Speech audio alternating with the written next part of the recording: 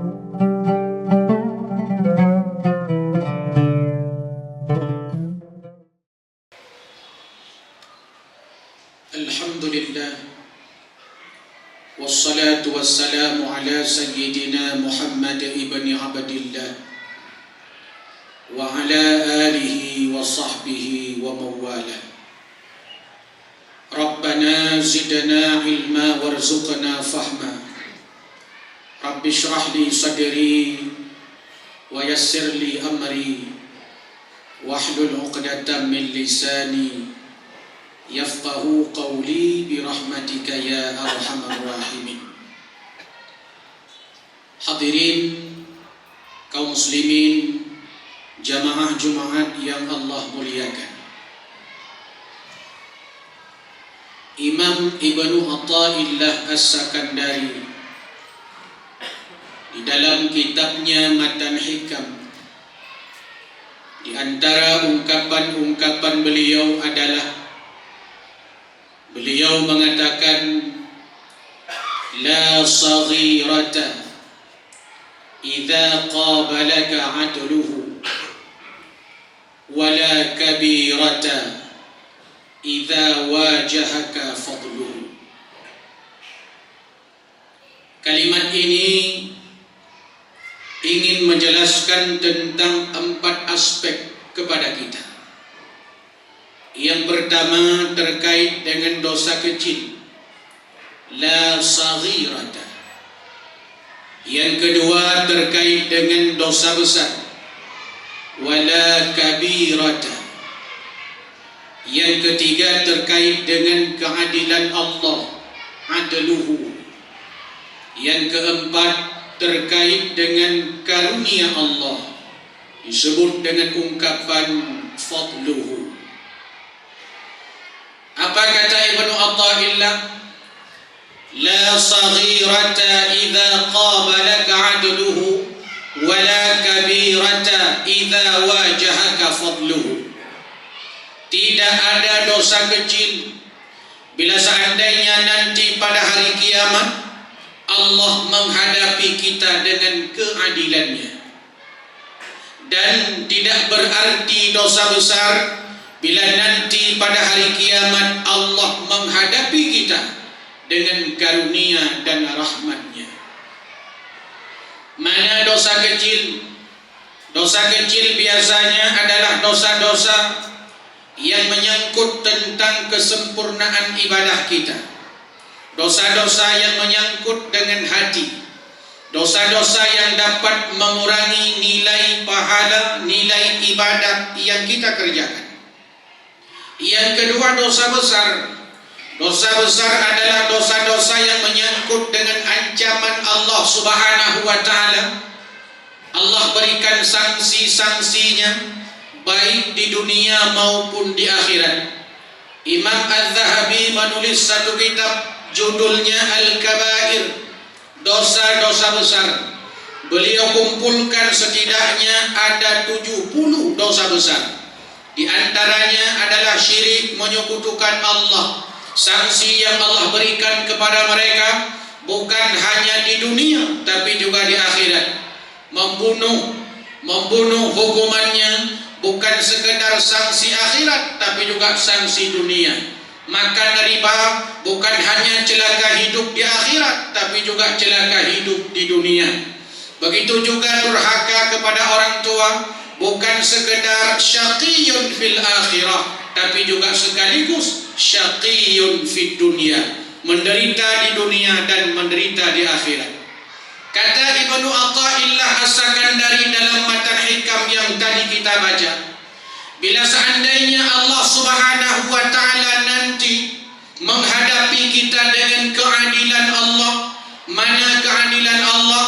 Setiap kegiatan, setiap aktivitas yang kita kerjakan mesti semua dipertanggungjawabkan di hadapan Allah Subhanahu wa ta'ala.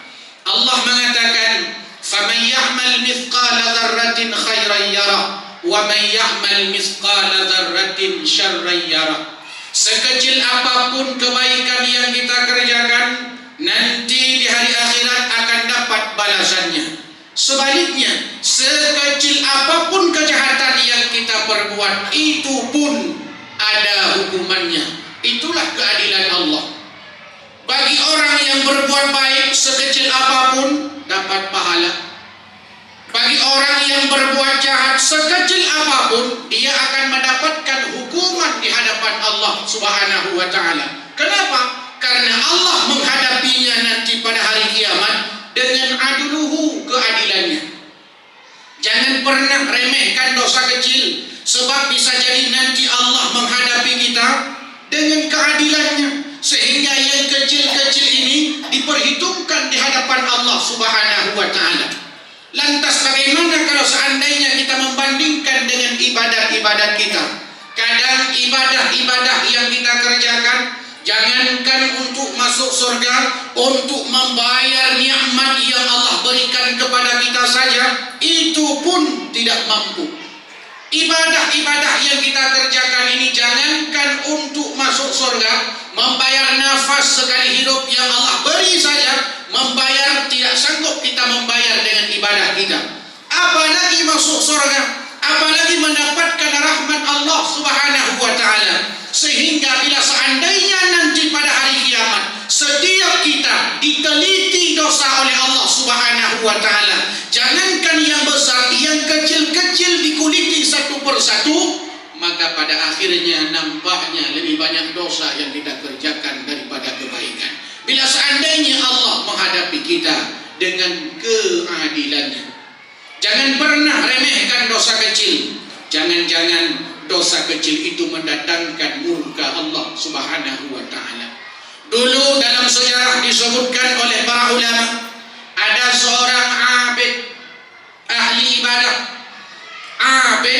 ibadah, tapi gara-gara mengurung seekor kucing di rumahnya, lalu tidak diberi makan, lantas mati kucing tersebut.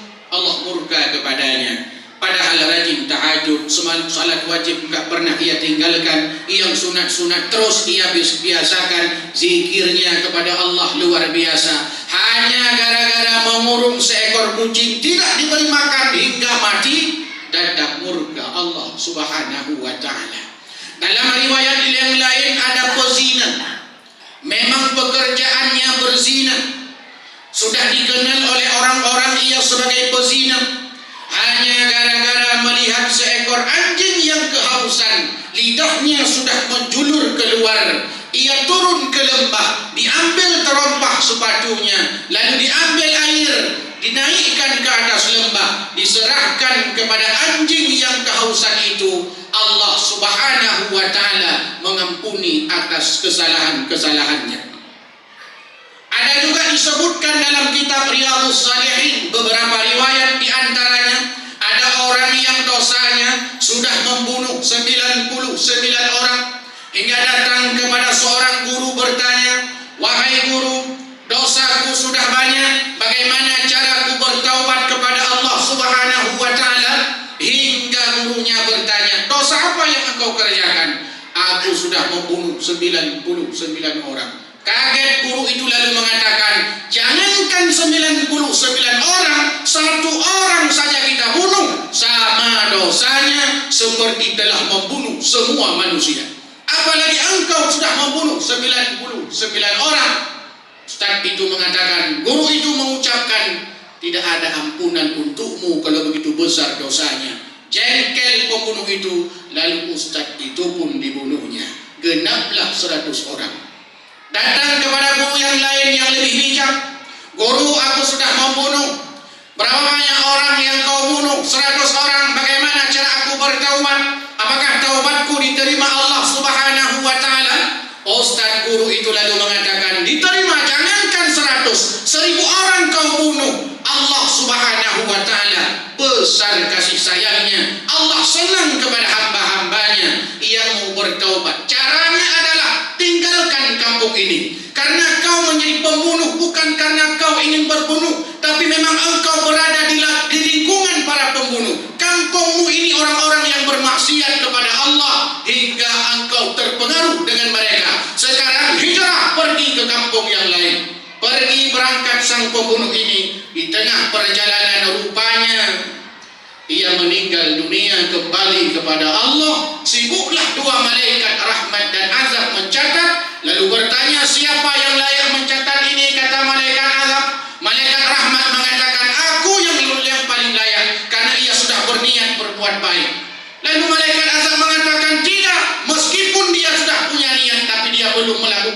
saleh karena belum sampai di kampung tujuannya. Lapor malaikat ini kepada Allah Subhanahu wa ta'ala. Lalu Allah memutuskan, hai para malaikatku, coba ukur jarak antara matinya dengan kampung yang ditinggalkan, jarak matinya dengan kampung tujuannya. Bila seandainya matinya dengan kampung tujuan lebih dekat daripada matinya dengan kampung yang ditinggalkannya, maka ia mendapatkan rahmatku, catat olehmu hai malaikat rahmat. Bila seandainya lebih dekat matinya ke kampung ia berangkat, sebelum ia berangkat dengan kampung tujuannya, catat oleh engkau hai malaikat azab. Diukur malaikat, rupanya hamba ini lebih dekat kematiannya dengan kampung yang dituju daripada kampung yang ditinggalkan, diampuni dosa-dosanya. Begitu besar dosanya. Tapi kata Ibnu Athaillah, wala kabirata idza wajahaka fadluhu. Dosa besar itu menjadi tidak berarti pada saat Allah Subhanahu wa ta'ala menghadapi hamba tersebut dengan karunia-Nya, dengan rahmat-Nya. Nyaka jangan pernah bercita-cita masuk surga dengan salat kita ini. Kenapa? Salat kita ini kita sudah tahu dari 2 rakaat salat Jumat berapa rakaat yang khusyuk. Kita sudah tahu mana bacaan-bacaan kita yang paling kita pahami. Mungkin 90% orang-orang yang salat enggak paham apa yang dia baca. Apakah itu modal mau masuk surga Allah? Cuman karena kita taat kepada Allah, patuh kepada Allah, kita hanya berharap supaya Allah memberikan rahmat kepada kita, dan kita paham bahwa banyak salah yang kita kerjakan. Ibadah kita tahu berapa banyak. Kemudian bagaimana keikhlasannya, bagaimana khusyuknya kita mengerti. Sedekah kita berapa banyak jika dibandingkan dengan nikmat yang Allah berikan kepada kita, dengan jumlah sedekah yang kita keluarkan tidak ada apa-apanya. Tapi yang kita minta kepada Allah dalam salat kita adalah Rabbighfirli warhamni. Ya Allah, ampunilah aku, Rabbighfirli, ampunilah aku, warhamni, berikanlah rahmat kepadaku. Sehingga kita nanti berharap kepada Allah pada hari kiamat agar jangankan dosa-dosa kecil, dosa-dosa besar dimaafkan oleh Allah Subhanahu wa ta'ala bila seandainya Allah menghadapi kita dengan rahmat-Nya.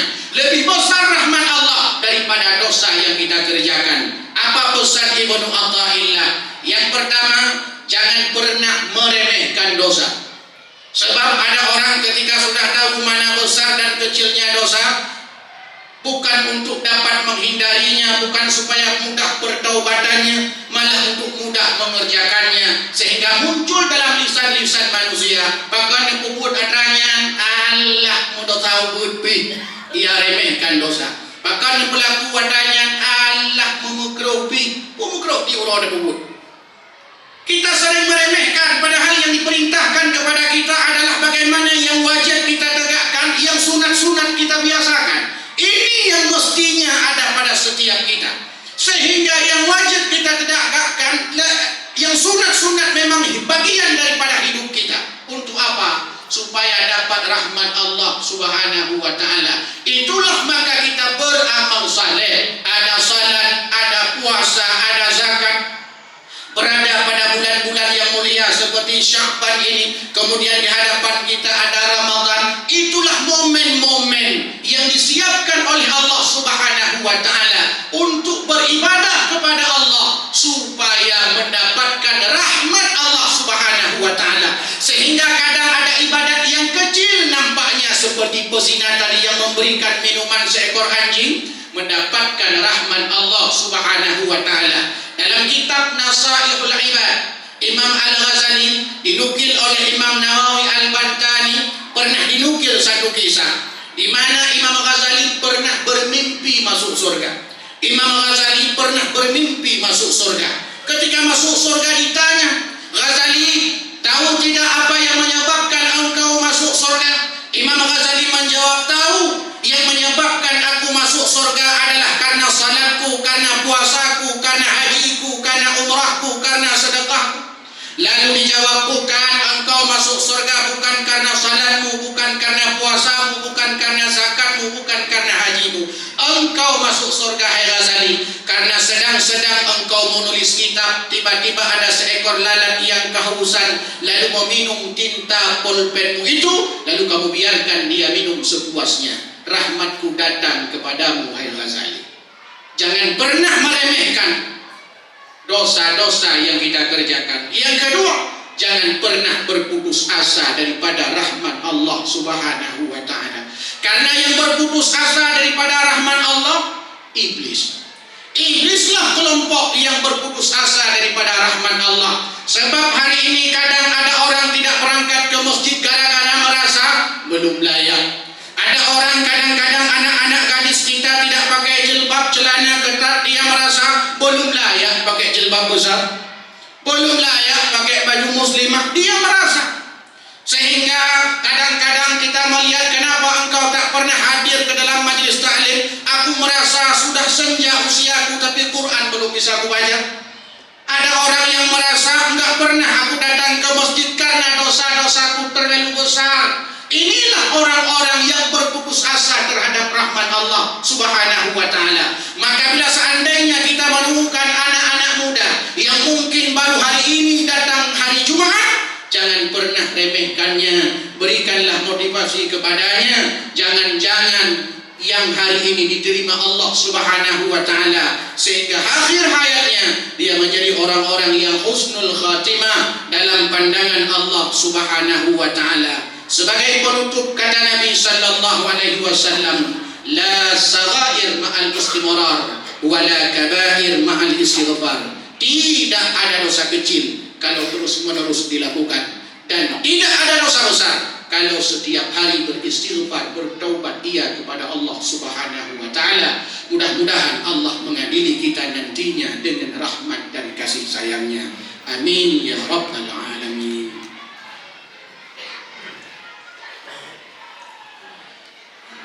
Alhamdulillahi rabbil alamin.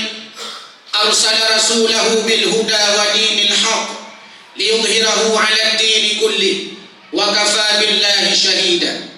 Ashhadu an la ilaha illallah wahdahu la sharika lah wa ashhadu anna Muhammadan 'abduhu wa rasuluh la nabiyya ba'dah. Allahumma fassalli wa sallim 'ala sayyidina Muhammad wa 'ala alihi wa sahbihi ajma'in wa man tabi'ahum bi ihsanin ila yaumiddin.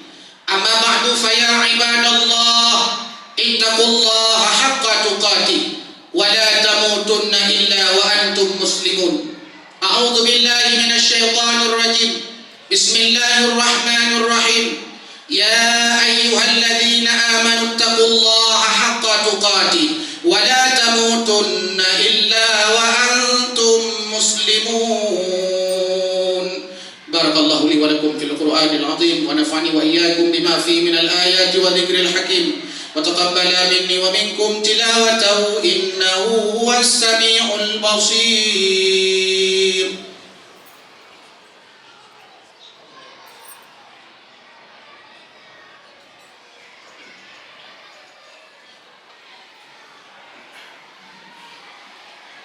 Alhamdulillahi rabbil alamin wa bihi nasta'inu ala umuri dunya waddin. Ashhadu an la ilaha illallah wahdahu la sharika lah wa ashhadu anna Muhammadan 'abduhu wa rasuluh la nabiyya ba'dah. Allahumma fassalli wa sallim ala sayyidina Muhammad wa ala alihi wa sahbihi ajma'in wa man tabi'ahum bi ihsanin ila yaumiddin. Amma ba'du, fa ya ibadallah, أوصيني وإياكم بتقوى الله فقد فاز المتقون. أعوذ بالله من الشيطان الرجيم. بسم الله الرحمن الرحيم. قل هو الله أحد الله الصمد لم يلد ولم يولد ولم يكن له كفوا أحد. إن الله وملائكته يصلون على النبي يا أيها الذين آمنوا صلوا عليه وسلموا تسليما. اللهم اغفر للمسلمين والمسلمات والمؤمنين والمؤمنات الأحياء منهم والأموات إنك على كل شيء قدير. اللهم ربنا هب لنا من أزواجنا وذرياتنا قرة أعين واجعلنا للمتقين إماما. اللهم اغفر لنا ذنوبنا ولوالدينا وارحمهما كما ربيانا صغارا. ربنا ظلمنا أنفسنا وإن لم تغفر لنا وترحمنا لنكونن من الخاسرين. ربنا آتنا في الدنيا حسنة وفي الآخرة حسنة وقنا عذاب النار. والحمد لله رب العالمين ولذكر الله أكبر والله يعلم ما تصنعون.